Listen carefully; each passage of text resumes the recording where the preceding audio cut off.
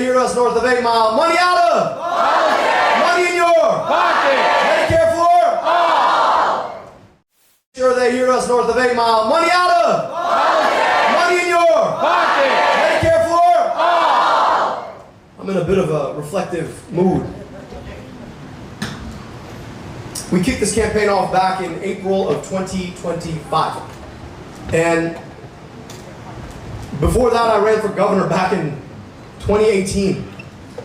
And it's fitting that 2026 is the 250th anniversary of the founding of this country.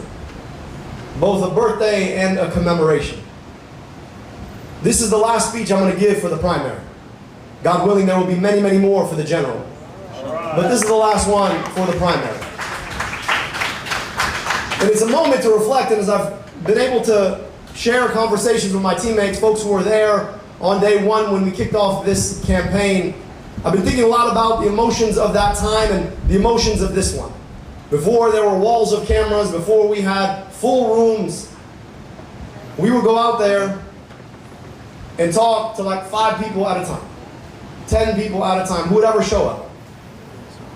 We'd set up a whole bunch of chairs and 5 people showed up and they all sat in the back. So we'd round up the chairs, we'd sit down with them, and we'd talk about the substance of our politics. Who are we? Who do we want to be? What is Michigan? And what do we want to make of it for us? And those are the conversations that became the substrate of a broader movement that we are culminating here and will finally culminate 13 weeks, God willing, from now. And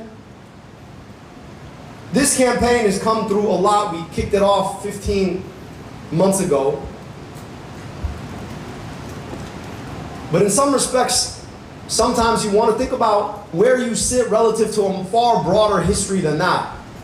Because 250 years is a very long time. And in reflecting on our 250th anniversary, it is impossible not to also reflect on the many, many mistakes, moral failures that this country has made. Founded on the removal of a whole people. Founded on the idea that we could compromise on whether or not people, as a function of the color of their skin, could be enslaved by other people. Founded under the idea that all people are created equal, all men, but that only meant certain men and not women. And over time in our history, our country, as it grew, there were people who recognized that they could no longer make peace with those compromises. And they would start in rooms, very small ones, in conversations about a burning question that they had in their hearts. Why are we okay with the idea that some people could be owned by others? Why are we okay with the idea that in this country it should matter your sex or gender to get to have a stake in the future of this country? Why are we okay with the idea that some people should have fewer rights than other people? And those people started their conversations in rooms where they were told that they should not be having those discussions in the first place, that people in power would shut them down. That these discussions were verboten, that you should be quiet now because power might come for you. And yet there was this infectiousness about the truth that allowed it to spread, first in rooms small and then bigger rooms and bigger rooms, until they built movements to take on the failures of our history. As we commemorated our 250th anniversary, we watched as a certain president decided, in effect, to make a mockery out of that birthday by celebrating only the ticky-tacky parts of our history. Celebrating colors and a flag without recognizing what those colors and that flag actually meant. The pain of people coming together to make those ideas and ideals matter. They want a history that whitewashes any and all of the struggle that came before. that nothing was ever wrong in those 250 years, and that if we admit that anything was ever wrong, that somehow that takes away from our history. But I want to offer you here a different narrative. That despite moral failures, despite the challenges of our country, there has always been one thing about this country that was bigger than all those failures. It's that inside our country we have the capacity to correct in order to form a more perfect union. I want you to reflect on the contradiction of that. You can't be more than perfect. You're either perfect or you're not. But it's the idea that in doing the work that we really can move beyond the failures of our history into a future that can be brighter and more equitable. And I share this because when you look like me and you pray like I do, you got a name like mine, people come out of the woodwork want to tell you, you must hate America. Don't get it twisted. I love America. And I love America because I know exactly what my life should have been but for the accident of history that allowed me to be born in America. I got to go to amazing public schools. I got vaccinated against diseases that killed an aunt and uncle I never got to meet in Egypt. I got to go to an amazing public university, and I got my medical education paid for by a federal agency. And yet, kids growing up 15 minutes away from me never got those same opportunities despite the fact that their families had been here far longer than mine. I love America because I believe that America ought to be better. And if you love something, then you demand it does what it needs to do to be better tomorrow than it was yesterday. To love America isn't to love an empty depiction of a perfect 250 years. It's to love the work that people did to make it better tomorrow, to perfect it, a more perfect union. That's what loving America means. And I say this because we find ourselves in a moment of historical inequality. Yes, we've come through slavery, through Jim Crow, and yet the stains of it remain. You don't have to go too far from here to see schools that have been disinvested in look like they did 50 years ago. And you know, you go a little bit further and you see schools that were built just last year. The difference? The stain of the moral failure of segregation and Jim Crow. And we also live in a time of historical inequality.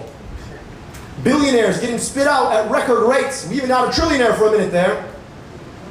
While the average person is struggling to be able to afford a second bag of groceries, or to pay their rent, or ever believe they can own a home. And so the question for us is, what do we do in this moment of our 250th anniversary? What is it about our past that motivates the kind of future we want to build? And what does that look like?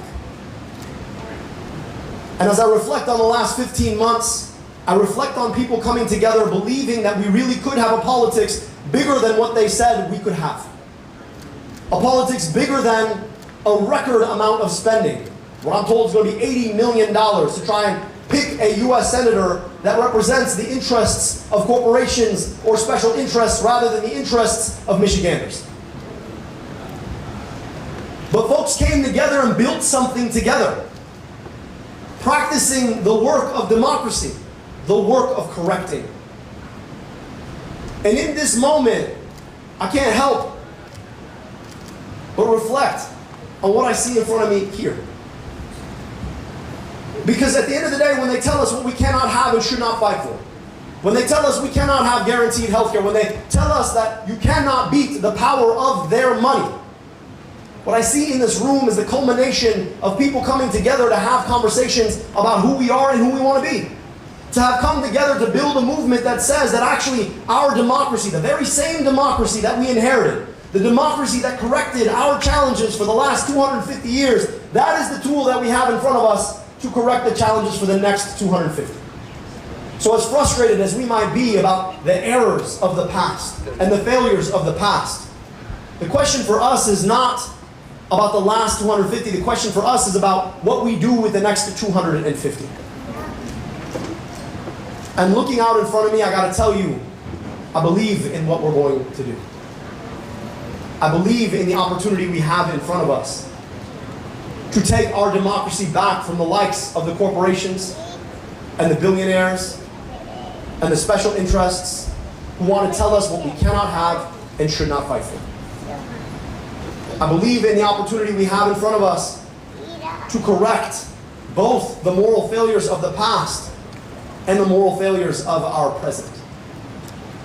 And I believe in that because over the last 15 months, I've watched people come together believing in a set of ideals about what this country ought to be, what it owes its children, whether they grow up in a community like this one here in Detroit, or they're growing up in a community in the hinterlands in a place like Harrisville. We can have nice things. We just can't do it alone. And for a long time, they've assumed that we cannot reach across the divides that they assume are unbreachable. Divides of race, of faith, of gender identity, sexual orientation, of geography, to build together what we can only hold together. Which is the essence of that democratic idea that brings us here today. Tomorrow we're going to vote. And once those last votes are counted, we'll have once again exercised that right of ours, that beautiful right of ours, our democracy by which we correct. The work is not over. We don't know what the votes will say, although I feel pretty good about it.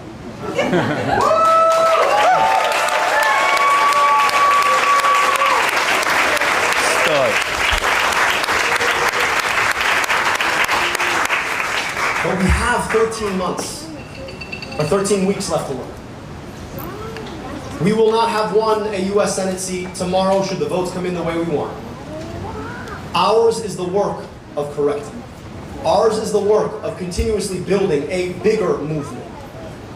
A movement that started with a few whispers in a room of 5 people that grew to be 10,000 strong, knocking nearly 10,000 doors a day. Our job is to remember that should we believe in America and all that it promises, we are doing the work of correcting. The thing we commemorate in this 250th anniversary of ours is the thing that we're actively doing together, and nothing could be more important. So for the next 13 weeks, I'm going to ask you to stand up and continue to do all that we can to hold this U.S. Senate seat, and more importantly, don't hold it for Democrats. Don't hold it for me. Hold it for the promise of a future where we really can take on the challenges we face today and solve them.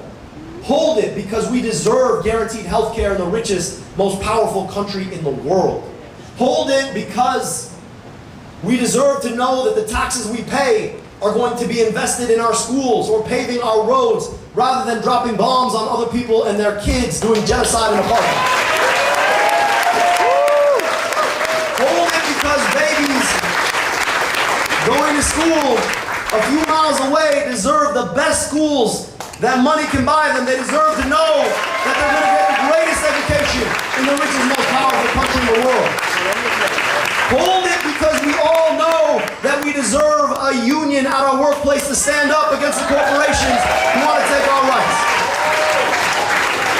Hold it because we deserve clean air and clean water in a state as beautiful as this one. Hold it because we deserve a democracy of the people, by the people, and for the people, not of the corporations, by the billionaires, and of the special interests.